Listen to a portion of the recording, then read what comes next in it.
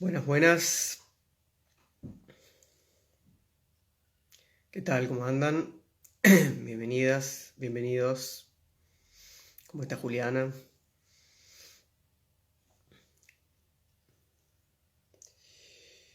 Espe Duque, bienvenida también. ¿Qué tal? ¿Cómo les va?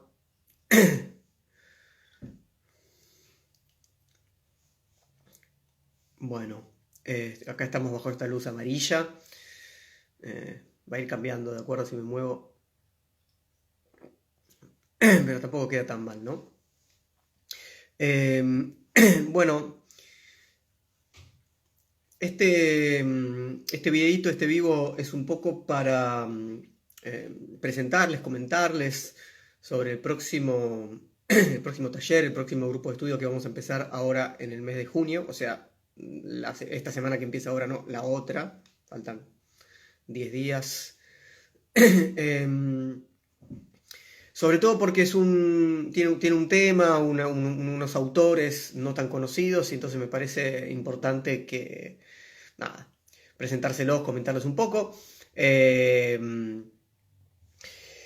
a ver, primero quería comentarles muy rápidamente, sobre todo para quien no conozca, cómo funciona el taller, el grupo de estudio, ¿sí? Yo lo llamo taller de filosofía. Le digo grupo de estudio a veces porque hay muchos que se confunden con los encuentros de filosofía a la gorra y lo llaman taller de filosofía a la gorra. Bueno, en fin, para mí el taller de filosofía son los grupos. Básicamente un grupo de estudio clásico, en el sentido de la dinámica al menos es clásico, ¿sí? Nos encontramos una vez por semana, durante 2 horas, y leemos y estudiamos juntos una serie de textos y los conversamos y los discutimos y los interpretamos, etcétera. Tiene la lectura de algún modo y su interpretación en el centro del grupo de estudio. En general duran 1 mes, 2 meses, 3 meses. En este caso vamos a hacer un taller, digamos, de largo aliento, en el sentido de que es un taller de 3 meses: junio, julio y agosto, encuentros semanales de 2 horas. A niveles más prácticos hay modalidades presenciales, nos encontramos acá en la ciudad de Buenos Aires, para quienes sean de acá, y también hay una modalidad por Zoom, para hacerlo en vivo para quienes estén en otros lugares de Argentina o en otros países. Tenemos varios compañeros de otros países, de México, de Uruguay, de Chile, etcétera. Y también existe la posibilidad de hacerlo en modalidad sincrónica, es decir, recibir las clases grabadas, ¿sí? Pero básicamente lo que hacemos es leer clase a clase. Justamente ahora estamos terminando, esta semana que viene, terminamos el taller donde durante 3 meses, la misma cantidad de tiempo, estuvimos leyendo el nacimiento de la tragedia. De hecho, el otro día hice un vivo un poco sobre algunas cuestiones del nacimiento de la tragedia asociados a lo que denominé el nacimiento y análisis. Entonces, a veces los talleres operan un poco de esa manera. Leemos una obra entera, el nacimiento de la tragedia, bastante detalladamente. En este caso, el taller es muy distinto por varios motivos, ¿sí? Primero, no nos vamos a centrar en un autor, no nos vamos a centrar en un libro, ¿sí? El taller tiene por título Antropofagia y Perspectivismo Amerindio. Tenemos 2 autores que vamos a trabajar bajo ese título: en relación al concepto de antropofagia, Oswald de Andrade, y en relación al concepto de perspectivismo amerindio, Eduardo Viveiros de Castro, ¿sí? Entonces, hay varias características particulares de este taller, digamos, digamos, que lo hacen un poco distinto respecto a otro. Por un lado, es un taller que se va a centrar en autores americanos.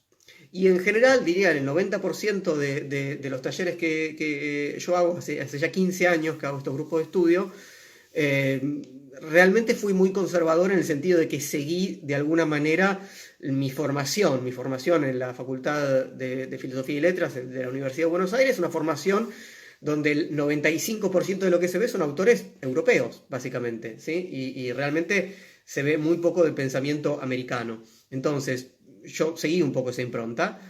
Le dediqué hasta ahora un solo taller a un pensador americano local, a Rodolfo Kusch. Leímos América Profunda hace unos años, fue un muy lindo taller. Y ahora hemos leído a algún autor local, pero realmente, sí, realmente muy poco, ¿sí? Y la mayoría de los talleres que yo hice y hago son sobre Nietzsche, sobre Foucault, sobre Gramsci, sobre Hobbes.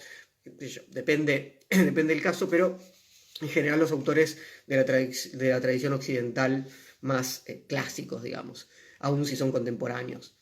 En este caso, tenemos además autores que son brasileros, ¿sí? Lo cual también es una gran diferencia porque me parece que en general, en muchísimos casos donde se trabaja filosofía o pensamiento latinoamericano, por una cuestión idiomática, por una cuestión ¿sí? de esa barrera que la lengua hace entre el portugués y el español, es como si Brasil fuera una unidad medio separada de los pensamientos que podemos encontrar en el resto de Latinoamérica, desde México hasta Argentina, digamos, ¿no? Entonces me parece importante también cruzar esa barrera. Entonces, la primera particularidad es esto, es un taller de pensamiento americano, lo cual me entusiasma mucho. La segunda particularidad es que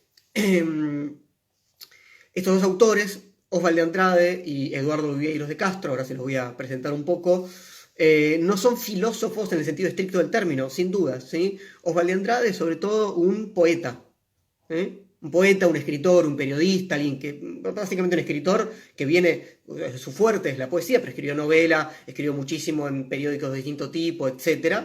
¿Sí? Viene, digamos, del lado, digamos, artístico, pero al mismo tiempo es un ensayista. Y Eduardo Viveiros de Castro es un antropólogo, un etnólogo, ¿sí? Entonces, ninguno es un filósofo propiamente dicho. Están en los márgenes de la filosofía. Entonces, me interesa mucho este taller porque está en los márgenes de la filosofía en el sentido de que no está en Occidente, si la filosofía, ¿no?, clásicamente es occidental, europea, en ese sentido estamos claramente en un margen, ¿sí?, en un territorio americano, brasilero, y al mismo tiempo estamos en el margen disciplinar porque tenemos a un poeta, ¿sí?, y a un antropólogo. Entonces eso me entusiasma mucho porque es una suerte de filosofía impura, y además ambos son muy conscientes de que tienen que romper con digamos, con los límites disciplinarios. Ambos cruzan sus obras con la filosofía sin duda, tienen una fuerte formación filosófica ambos, y ambos juegan y utilizan sus conocimientos filosóficos para de alguna manera enriquecer su producción, pero al mismo tiempo para hacer filosofía a su manera, ¿sí? Sobre todo esta idea de romper con el carácter estanco de las disciplinas porque la vida lo requiere. ¿Sí? La vida requiere que rompamos con las clasificaciones, ¿no?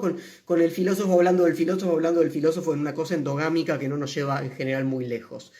Por ejemplo, Oswald de Andrade, que es el primer autor que vamos a trabajar en este taller, que es el autor del Manifiesto Antropófago, del cual ahora les voy a comentar, ya de bastante grande, ¿sí? No mucho tiempo antes de su muerte. Oswald de Andrade nace a fines del siglo XIX, 1890, si no recuerdo mal, y muere en 1954 aproximadamente, con lo cual está en la primera mitad del siglo XX, ¿sí? En ese momento que coincide con la explosión de las vanguardias artísticas, y él forma parte de esa explosión de las vanguardias artísticas, ¿sí?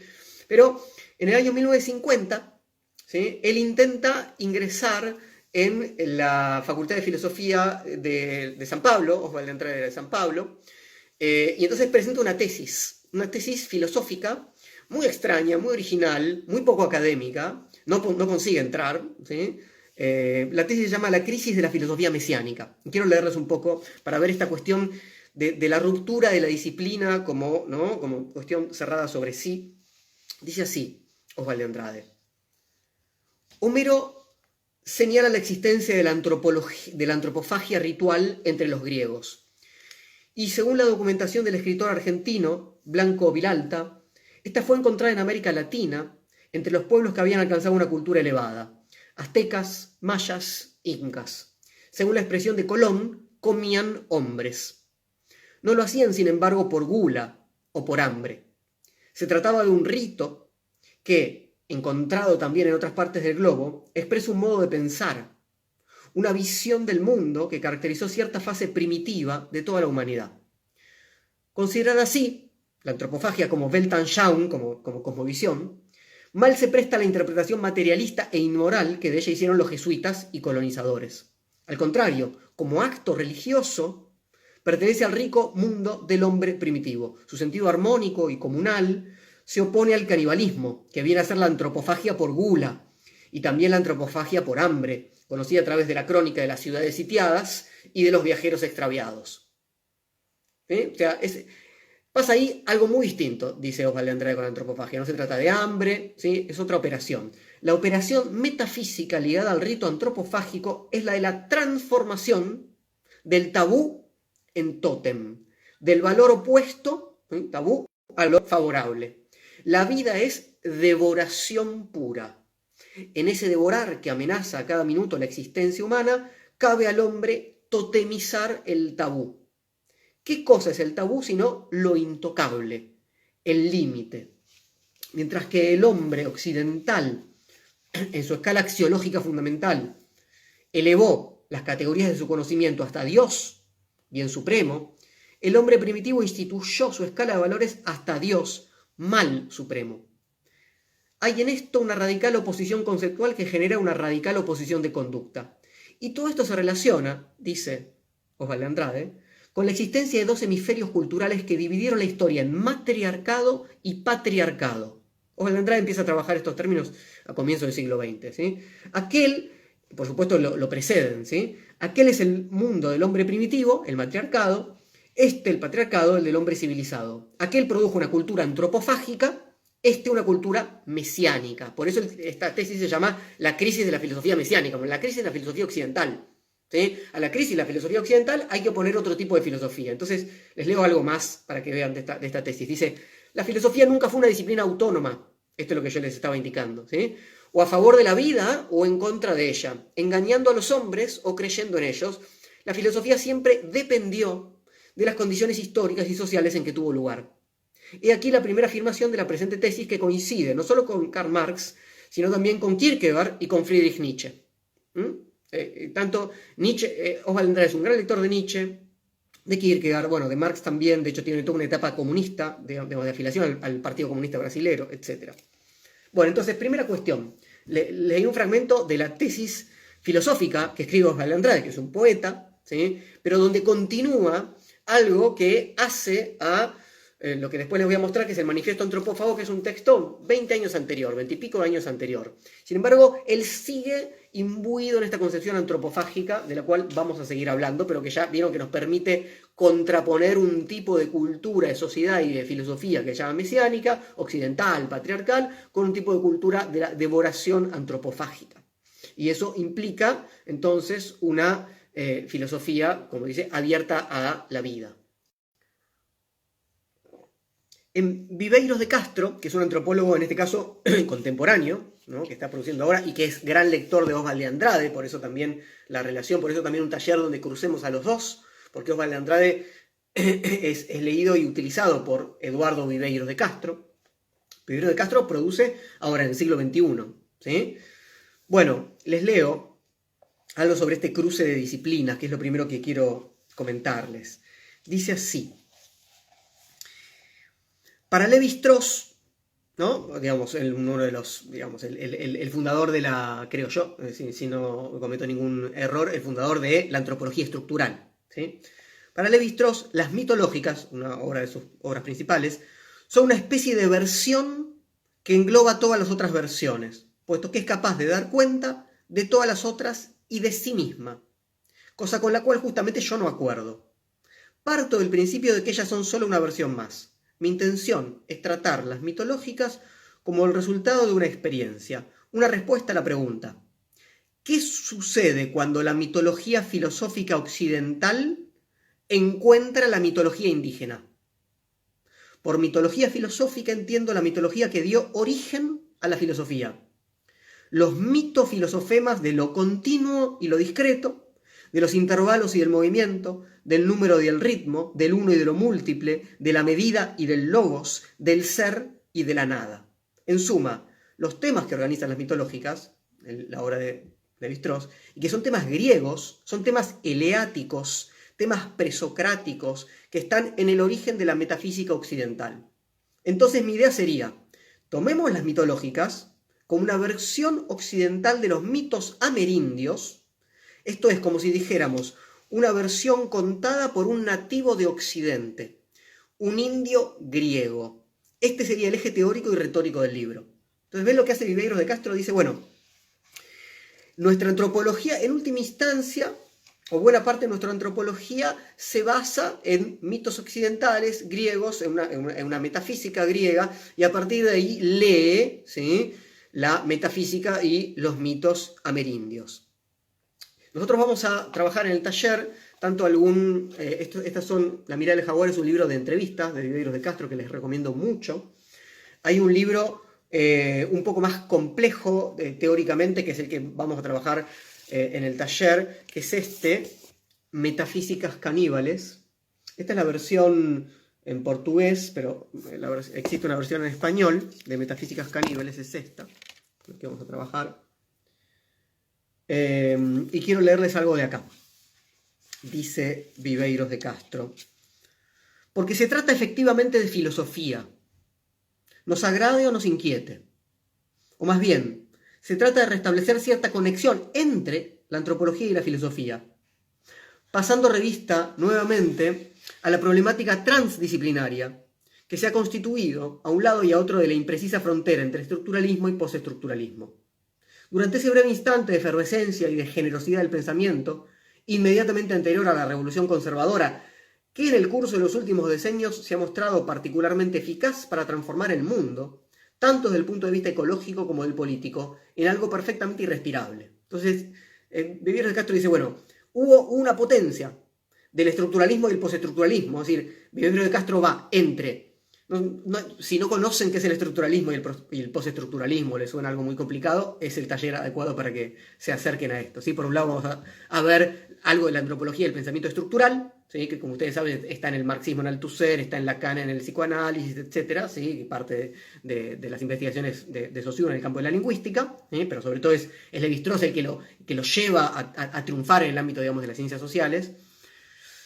Y el pensamiento postestructural, que en general se refiere al pensamiento, digamos, de Derrida, de Deleuze, etc. Hay muchas relaciones entre este libro que vamos a leer, Metafísicas caníbales, y, por ejemplo, El Antiedipo de Deleuze y Guattari, ¿sí?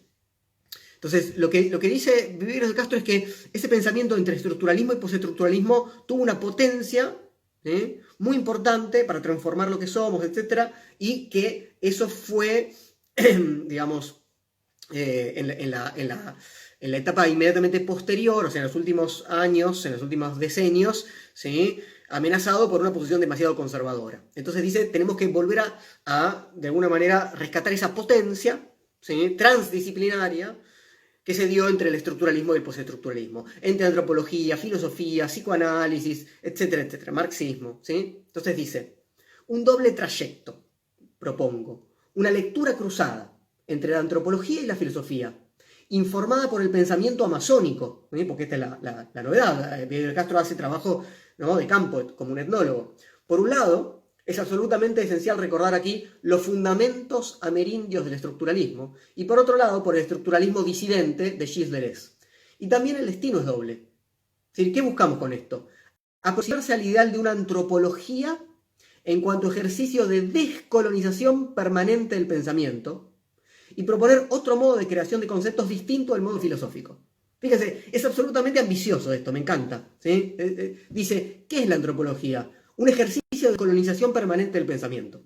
Si empezó siendo lo contrario, digamos, en el siglo XIX y durante buena parte del siglo XX, la antropología, una herramienta, ¿no?, teórico-práctica al servicio de la colonización, ¿sí?, del imperialismo de esa época, ahora tiene que ser lo contrario. Y además, queremos crear conceptos filosóficos, ¿sí?, o queremos crear conceptos, pero de otro modo que el que lo hizo en la historia de la filosofía. Entonces vamos a ver acá justamente ese trabajo de creación de conceptos. Entonces fíjense que entre el mundo de la poesía y la filosofía, y el mundo de la antropología y la filosofía, hay unos cruces que son, a mi juicio, increíbles.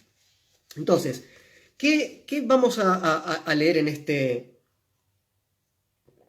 taller? Bueno, fundamentalmente vamos a empezar por este texto que yo les comentaba, que es el Manifiesto Antropófago. El Manifiesto Antropófago es esto. Les voy a mostrar una edición preciosa, increíble que tengo acá, que es, ¿sí?, si la cámara me acompaña, ¿lo ven? Es una versión gigantesca, tamaño póster, ¿sí?, del manifiesto, que es una edición facsímil, porque esto salió en una revista Antropofagia en el año 1928.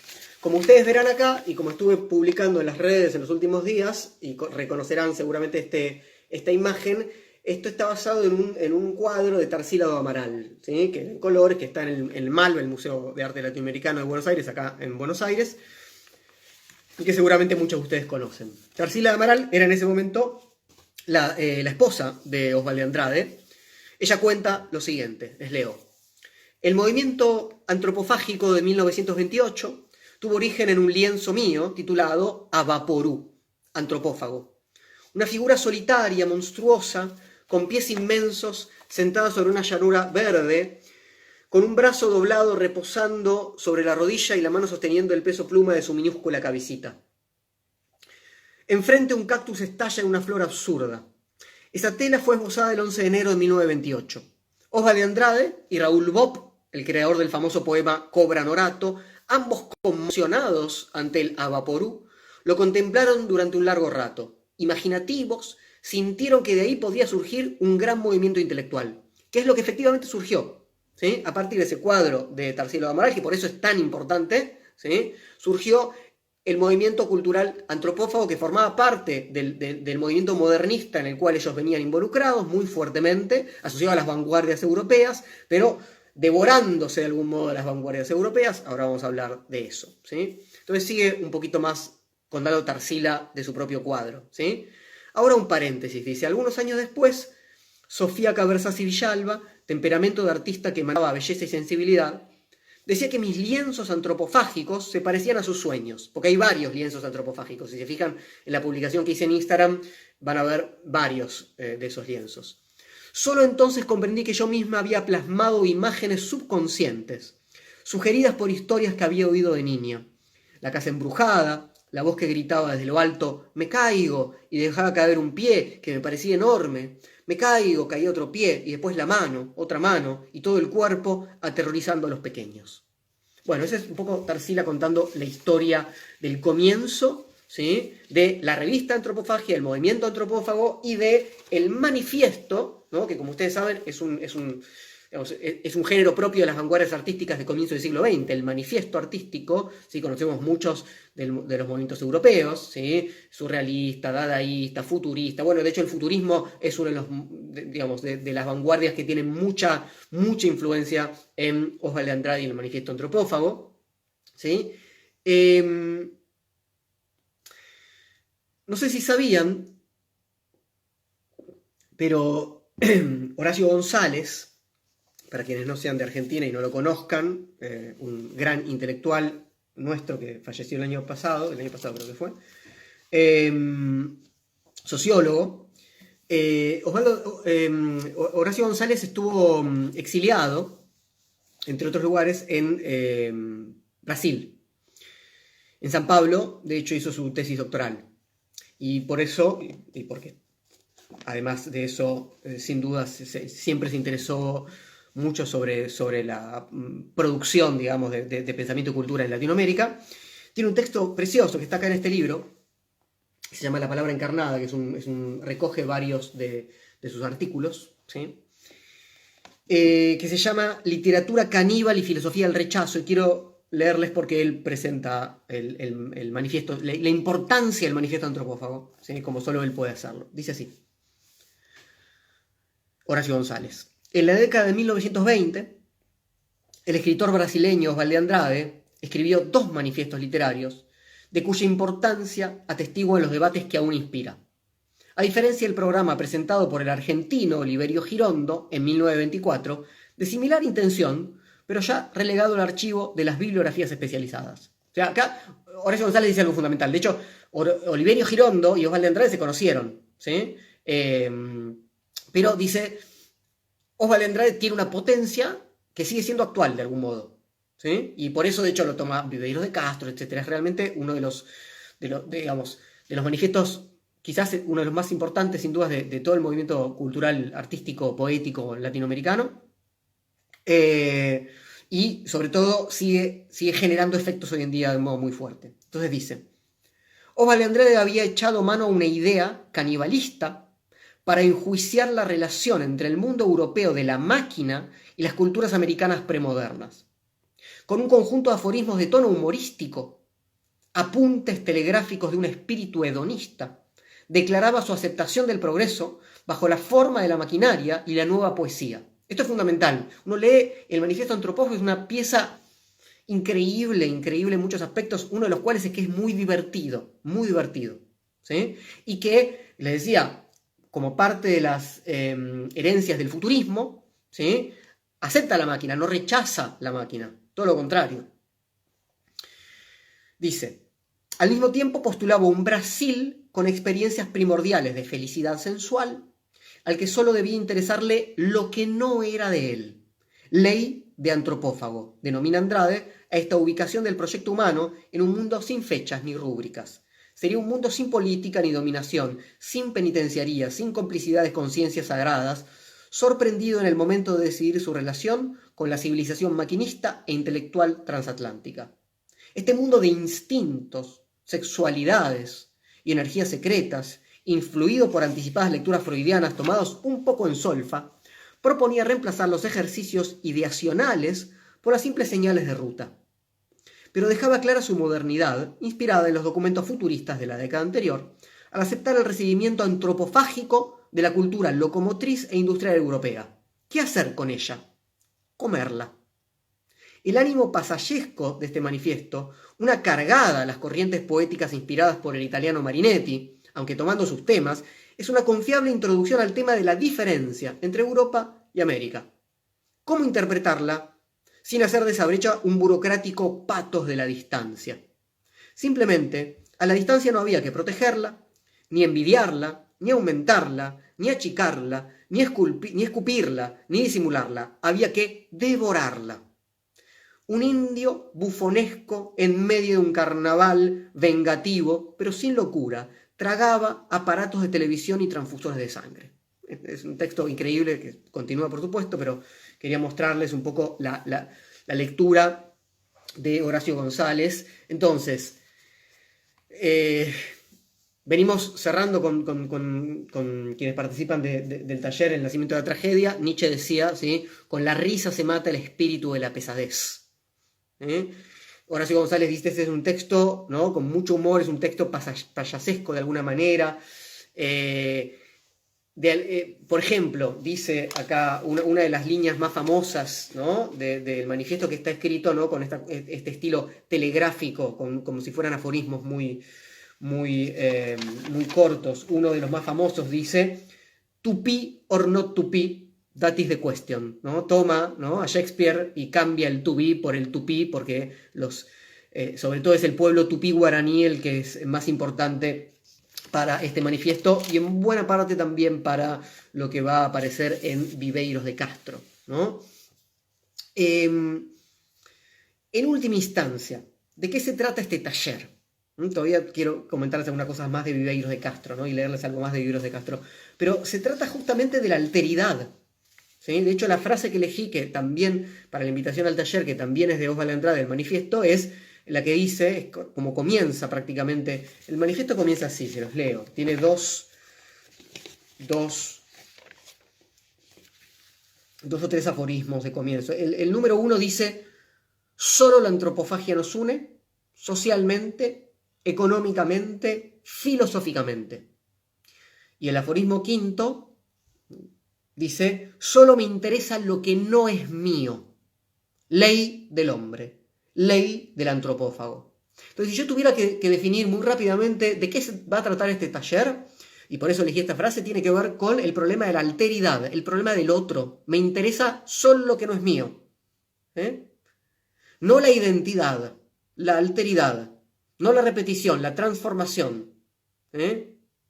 No la devoración del otro para eliminarlo, sino para una suerte de alquimia creadora. Y por eso quiero mostrarles lo que dice, o leerles lo que dice Viveiros de Castro, porque si no uno puede pensar que sobre la alteridad es el trabajo tradicional del antropólogo, ¿sí? Que es el sujeto de conocimiento que escribe y conoce a ese otro, ¿sí? Que es el no civilizado. No se trata de eso, para nada se trata de eso. Ni la propuesta de Osvaldo Andrade, ni la propuesta de Viveiros de Castro. El otro término que hace al título del taller, entonces antropofagia viene claramente del manifiesto antropófago, el movimiento antropofágico, ¿sí? De Viveiros de Osvaldo Andrade, y el otro término es perspectivismo amerindio. Ese es un término, es un concepto de Viveiros de Castro. Y quiero leerles, ya con esto para ir cerrando, algo de lo que él dice al respecto, ¿sí? Esto está en La mirada del jaguar nuevamente, ¿sí? Unas 2, 3 paginitas. Bien. Es una entrevista, entonces le preguntan a Viveiros de Castro, con el perspectivismo conseguís una forma de presentar el pensamiento amerindio y escapar de las totalidades. Querría que expliques cómo lográs hacer esas dos cosas al mismo tiempo. Escapar de las totalidades, ¿sí? Esta es la relación con la alteridad de la que estamos hablando, y al mismo tiempo presentar el pensamiento amerindio. Dice entonces Viveiros de Castro, contesta así. Dice, mira, el perspectivismo es en verdad un nombre confortable para una convergencia de diferentes ideas mías y de otros.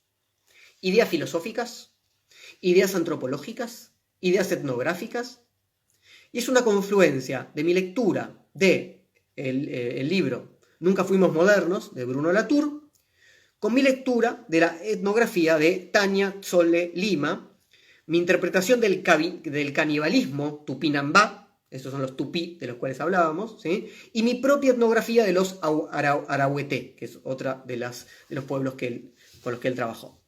Todo eso venía convergiendo poco a poco con varios catalizadores diferentes. Pero la interpretación que hice del canibalismo tupí fue la que me condujo a la idea de perspectiva.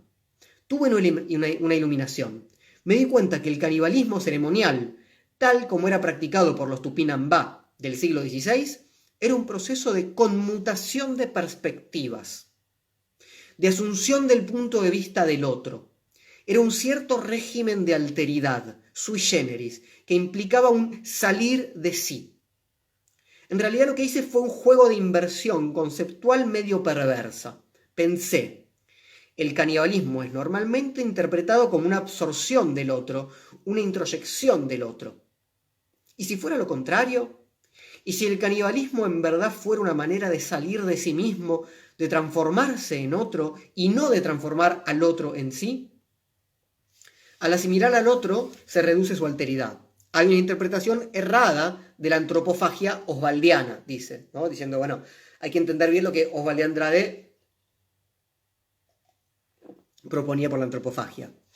La primera vez que comencé a utilizar la palabra perspectiva fue en mi tesis, aunque era todavía un perspectivismo ligado a las relaciones interhumanas. Era una teoría de la alteridad dentro de una cierta homogeneidad ontológica. Entonces, por un lado, ¿sí? Decíamos, este taller es sobre la alteridad. Sí, pero la alteridad no va a ser solamente el otro en tanto humano. Dice entonces Viveiros de Castro, fue la primera inversión en la ruta del pecado. Más tarde iba a introducir la inversión naturaleza y cultura. Naturaleza como particular, cultura como universal. Esto es lo que, digamos, la versión clásica, ¿sí? La naturaleza es una y las culturas son varias, es decir, expresan algo del orden, ¿sí? Natural de distintas maneras. En esta segunda inversión tuvo mucha importancia el pensamiento juruna que una alumna me acercó, Tania. La cuestión de la perspectiva aparece como conector de especies diferentes. Una posición relativa, en el sentido radical de la palabra, que se aplicaba a la posición del sujeto, del yo, de manera completamente pronominal, completamente deíctica. Yo es quien dice yo. Y me permitió responder a la cuestión que me movía cuando comencé a escribir el artículo del perspectivismo. El hecho de que la antropología estaba constantemente presa en un dilema: universalismo versus relativismo, unidad de la naturaleza y diversidad de las culturas, como les decía, y esas dos cosas tenían que ser afirmadas al mismo tiempo, ¿sí? Para que haya diversidad de las culturas tenía que haber un universal que funciona con ese relativismo cultural, digamos. Y yo me hice la siguiente pregunta, dice Viveiros de Castro. Una especie de experimento mental, ficcional. Si fuesen los indios los que tienen que formular esta cuestión básica de la antropología, la relación entre unidad y diversidad, ¿cómo responderían? Ahí me vino la idea de hacer esa segunda inversión perversa. Ellos encuentran que el yo es una posición completamente permutable y que todo el mundo, todos los seres, se ven en esa posición. Así como no tienen estado, también están contra cualquier tipo de fijación de una posición de sujeto. El perspectivismo era la cosmología que Pierre Clastres no tenía desarrollada, el correlato cosmológico de la sociedad contra el Estado. Pierre Clastres, un gran antropólogo francés, muy utilizado, muy leído, quizás lo conozcan por Deleuze y Guattari, si leyeron Mil Mesetas o conocen algo de esto, porque él mostró cómo algunas comunidades se organizaban para impedir que se conformara en ellas una institución política de tipo estatal, centralizada. Entonces, así como impedir el Estado, ¿no? Lo que acá está diciendo Viveiro de Castro es, bueno, se impedía la posición del yo, ¿sí? como fundamento. Dice entonces, hay una clara consistencia, pues se trata de buscar qué elementos del mundo indígena resisten a la desmultiplicidad, a la unificación y a la totalización. Entonces, ¿qué le estaban preguntando a Viveiro de Castro? ¿Cómo resistís a la totalización? ¿Cómo presentás el pensamiento amerindio? Él dice, bueno, el pensamiento amerindio es lo que resiste a la totalización, es lo que resiste a la unificación. Por eso lo llama perspectivismo. Dice, el perspectivismo es también un dispositivo que me permite cuestionar etnográficamente el sentido común que dice que todos los indios, todos los pueblos del mundo, se creen el centro del mundo y se creen la representación del humano frente a los otros que son bárbaros, salvajes, ¿no? Cada pueblo dice somos nosotros, ¿sí? Y el resto son bárbaros. El etnocentrismo presentado como una actitud natural. Esto es lo que él quiere discutir. En ese complejo de ideas encontré la posibilidad de decir que el etnocentrismo indígena era muy diferente del nuestro. Por lo tanto, hay etnocentrismos y etnocentrismos, así como hay relativismos y relativismos. Lévi-Strauss hace una simetría entre la posición de los españoles y la perspectiva de los indios, que es una frase que subí también el otro día a Instagram, habrán visto, una frase que él toma la quiero leer de acá, que él toma esperen que se las leo, de Lévi-Strauss, que dice lo siguiente. Dice, en las Antillas Mayores, algunos años después del descubrimiento de América, mientras los españoles enviaban comisiones de investigación para indagar si los indígenas tenían alma o no, estos últimos se dedicaban a sumergir blancos prisioneros a fin de verificar, mediante una vigilancia prolongada, si sus cadáveres estaban sujetos a la putrefacción o no. Es decir, hay una simetría en tanto los dos están haciendo antropología de alguna manera. Los dos están tratando de comprender quién es ese otro. ¿Sí? Unos preguntan por el alma, teológicamente, otros se fijan, ¿no?, si el cuerpo se pudre. Entonces, a esa simetría, acá Viveiro de Castro la discute un poco y dice esto. ¿Sí? Yo digo que no es simétrica. ¿Sí? Hay una diferencia fundamental, porque ellos no colocan la diferencia en el mismo lugar. Unos la ponen en el alma, los otros en el cuerpo. Y todo eso produjo una masa informe de ideas, de intuiciones, de informaciones, que fue cristalizando en esta idea de perspectivismo. El mundo indígena es un mundo múltiple. No existe naturaleza única. Y lo que hay de único es la cultura humana, que es una posición meramente formal, meramente pronominal. En tanto para nosotros, la naturaleza es el lugar de lo uno, yo veía en el mundo indígena que lo que había de universal era una mera posición del sujeto, pero que circulaba. Y como particular, como diferenciante, como singularizante, el mundo de la materia, el universo corporal. Mi idea era trabajar con ese vocabulario clásico de Occidente, esos dualismos clásicos, cuerpo y alma, naturaleza y cultura, sujeto y objeto, e invertir la primacía metafísica que acostumbramos dar a esas posiciones.